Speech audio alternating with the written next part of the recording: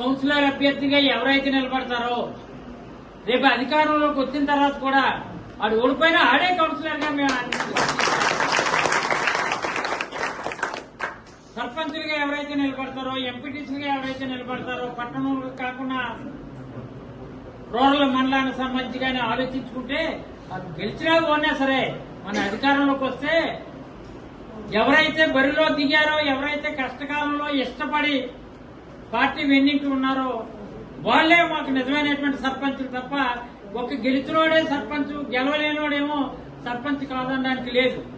కాబట్టి ఇందులో ఈ రోజు మనం ఇప్పుడైనా 32 వార్డుల నుంచి కూడా పలానా కౌన్సిలర్ పలానా నిలబడతాడని చెప్పొచ్చు, కానీ మేము చెప్పం. ఎందుకంటే ఇక్కడ ఒక కమిటీ ఏర్పాటు చేస్తున్నాం.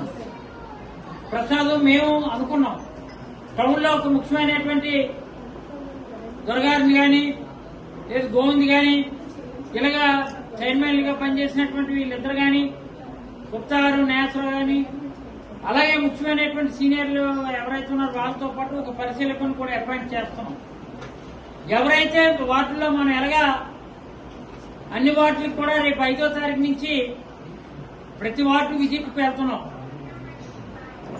ఆ విజిట్కి వెళ్లేటప్పుడు మన ధర్మశ్రీ మన యలమంచిలి అనే